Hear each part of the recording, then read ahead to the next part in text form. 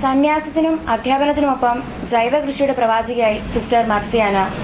Organic കൃഷിക്കും school മാലിന്യ സംസ്കരണത്തിനുമുള്ള നല്ല പാഠവുമായി സ്കൂൾ മുറ്റത്ത് വിളഞ്ഞത് നൂറുമേനി. പിറവം ഫാത്തിമ മാത ഇംഗ്ലീഷ് മീഡിയം സ്കൂൾ മുറ്റത്താണ് സിസ്റ്റർ മർസിയാന ഈ പുതിയ അധ്യായം രചിച്ചിരിക്കുന്നത്.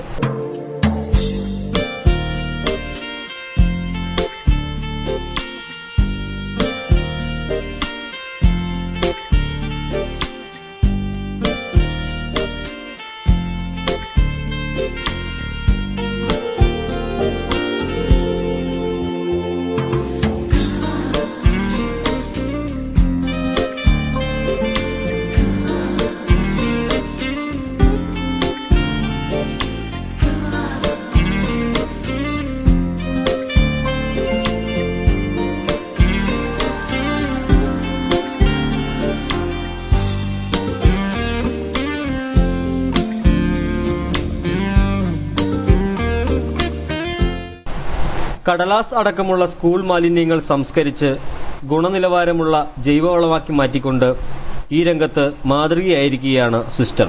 അധ്യാപന ജീവിതത്തിൽ നിന്നും വിരമിച്ച ശേഷമാണ് ഈ സ്കൂളിൽ ഓഫീസ് സ്റ്റാഫായി സിസ്റ്റർ നിയമിതയായത്.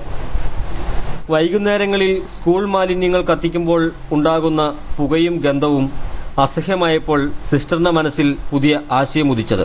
മുറ്റത്തുണ്ടാക്കിയ 2 കുഴികളിൽ നിന്നും മാലിന്യങ്ങൾക്കൊപ്പം പശുവിൻ തൊഴുത്തിൽ നിന്നുള്ള അവശിഷ്ടങ്ങളും നിറച്ച് മുകളിൽ പ്രത്യേകതരം ജൈവലായനി തളിച്ചാണ് ജൈവവളം ഉണ്ടാക്കുന്നത്.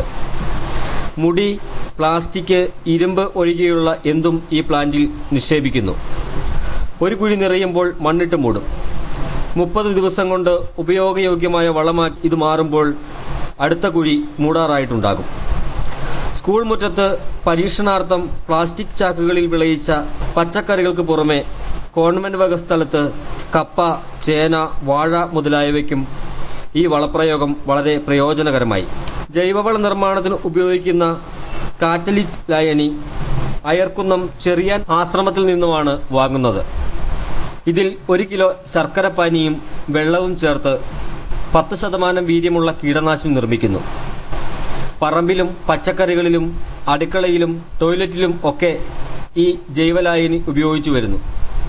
വീടുകളിൽ പല്ലി, പാറ്റ, ഈച്ച, കൊതുക് എന്നിവയ്ക്കെതിരെ ഫലപ്രദമായി ഇത് ഉപയോഗിക്കുവാൻ സിസ്റ്റർ നിർദ്ദേശിക്കുന്നു. ദിവസം 1 നേരം ഈ ലായനി ക്ലോസറ്റിലൊഴിച്ചാൽ സെപ്റ്റിക് ടാങ്കുകൾ മാലിന്യവിമുക്തമാകുമെന്നും സിസ്റ്റർ അവകാശപ്പെടുന്നു. ഗ്രാമപഞ്ചായത്തിന്റെ സഹകരണത്തോടെ ഈ ജൈവ മാലിന്യ സംസ്കരണവും കീടനാശിനി നിർമ്മാണവും പൊതുജനങ്ങളിൽ എത്തിക്കുവാനുള്ള തയ്യാറെടുപ്പിലാണ് കർമ്മലിത്ത സഭാംഗമായ സിസ്റ്റർ മർസലീനയും സ്കൂൾ അധികൃതരും.